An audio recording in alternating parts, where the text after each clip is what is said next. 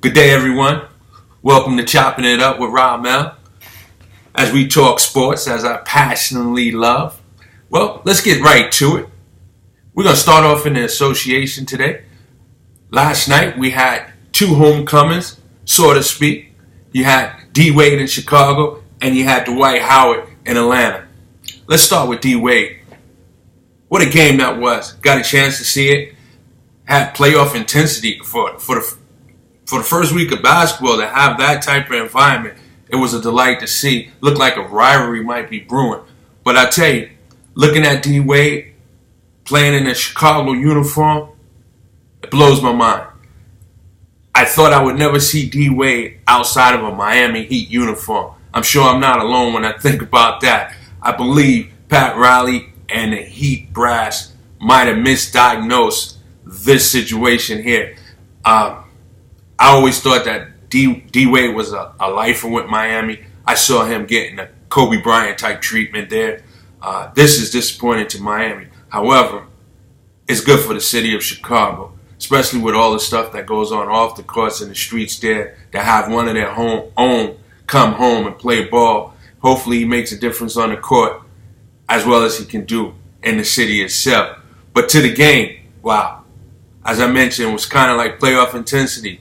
Maybe we might see these two teams meet in the first round. It could be a rivalry. I mean, you got former college teammates in Butler and Crowder getting into it on the court. It was actually a fun game to watch, and I like what I see. D-Wade coming home, his first game. Chicago pulls off the win over Boston.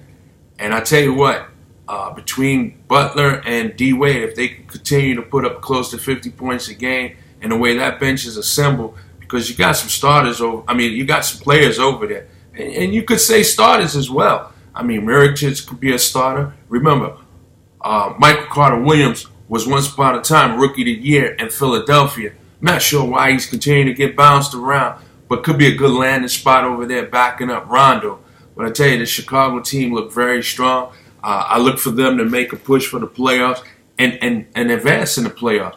I think that they got the pedigree. Remember, you got Rondo with playoff experience, championship ring, as well as D-Wade having playoff experience and a three-time champion himself. So this team here is primed, if health is on their side, to make a playoff run. They got size, they got speed, they have athleticism, and believe it or not, they got shooters as well. I will say that their Achilles heel could be Rondo. Although he had 9 assists tonight, last night, although he had 9 assists, he was 1 from 9 from shooting.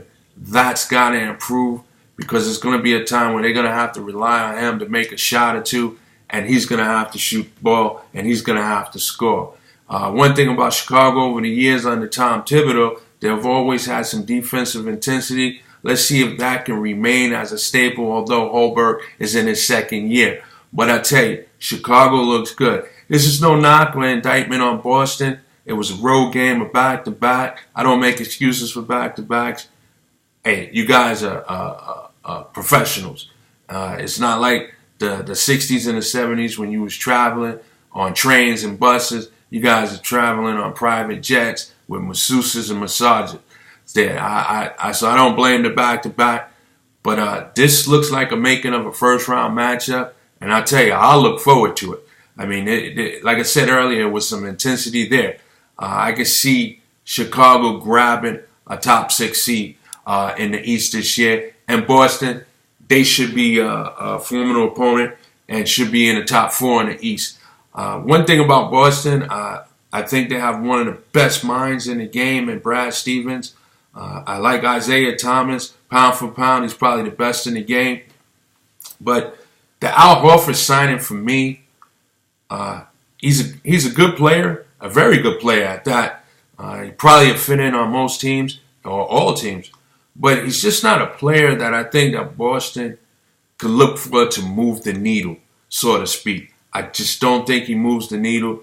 I think he'll give him good play, don't get me wrong, but I just don't think he's a needle mover.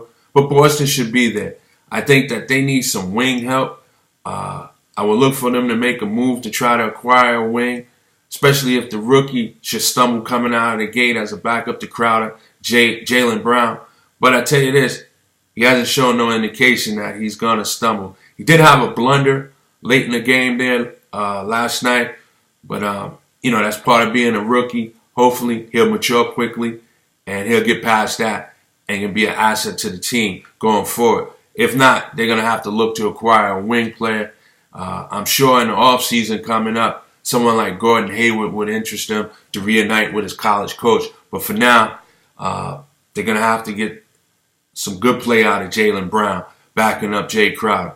But again, great game, good performance by D-Wade. It's kind of a feel-good story to see him come home in his first game in Chicago. He happens to win.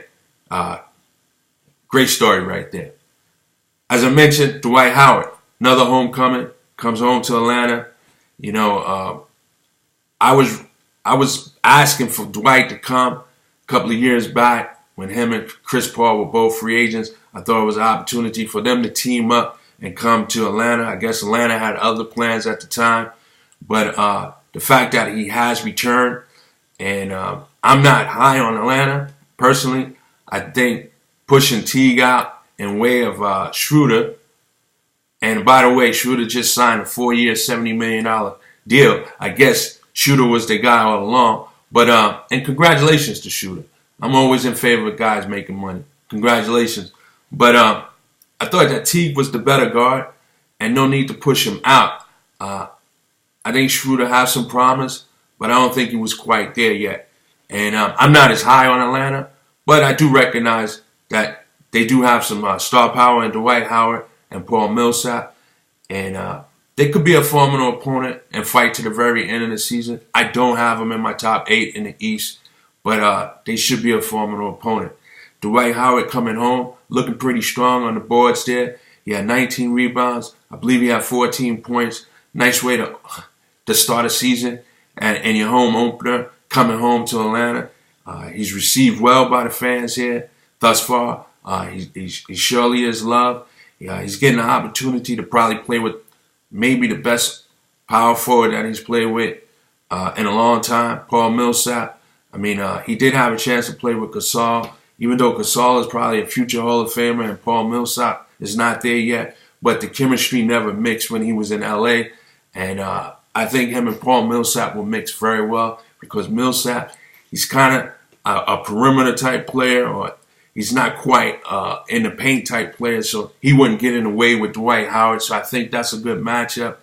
But I'm a little concerned about their perimeter play. I know Kyle Korver can shoot with the best of them, but he's a defensive liability. I'm not high on Bazemore. I think he's fool's gold, but he's young enough to improve and get better. But their wing play is kind of suspect to me. I look at Tim Hardaway. He came off the bench. That was a pleasant surprise to spark him with 21 points.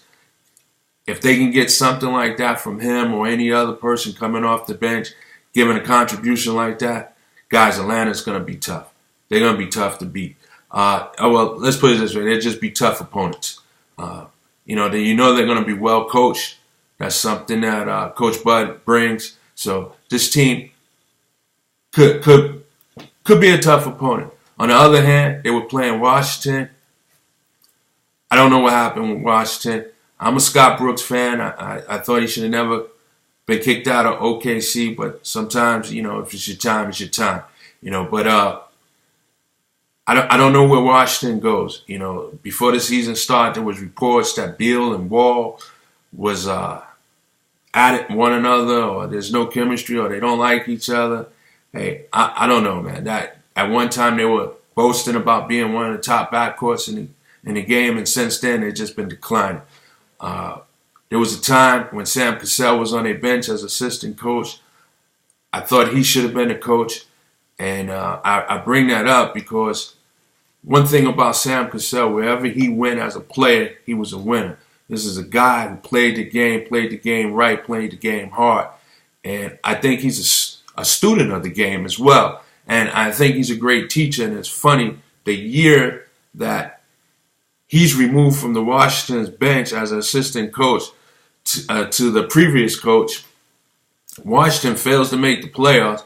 He lands a job with the Clippers, and he's working on their sideline. And Austin Rivers, who bounced around and landed with his dad, had the best season of his career. In fact, got a raise behind it. And I'm pretty sure Sam Cassell has something to do with that. But we'll see what happens with Washington. I don't have them pegged in as my top 8 coming out the East. I don't like their power forward situation or the interior, I should say, of that. I just don't like Marquise Morris as a stretch 4. He may not be a starter in my eyes. He might be somebody that can come off the bench. But there is enough talent there for the Washington Wizards to make a run to be a top 8. But at this point here, I'm just not sure. And I'm going to segue into football. You know, the commissioner is an advocate for player safety, and I understand that, and I get that. If you're concerned with player safety, please demolish Thursday Night Football. Thursday Night Football is atrocious. It is atrocious. Absolutely atrocious. Every week is a lopsided score. You know, you talk about player safety. You want to push the start of the drive to the 25. You're protecting the quarterback. You're protecting the wide receivers. I get that. I understand that. But at the same time, does it make sense for a team to play Sunday night or Sunday and play Thursday? Where's the player safety concern there? You got one team that's traveling, losing a day of preparation, losing a day of rest, and then they suiting up on Thursday. No wonder why games are lopsided. Teams are just simply not prepared. The team that's the home team may simply have the advantage. Demolish Thursday Night Football. And also, give better matchups. It don't necessarily have to be division matchups. Sometimes those are the worst games. Give us a good game. If you're going to keep Thursday Night Football, Commissioner, if you're out there and you hear me, start it in Game 5, Game 6, where you can come off a bye week and play Thursday night, opposed to playing Sunday and suiting up 3-4 days later. If you're thinking about player safety, that should be a concern. That should be a concern. As I mentioned yesterday, big game on Sunday for me. Dallas and Philly. Got Philly all the way. I hope Jerry Jones do the unthinkable. Insert Tony Romo in the starting lineup. That'll give us Eagles definitely a short chance. All right. No game last night in the World Series. Series is all tied up. Big game tonight.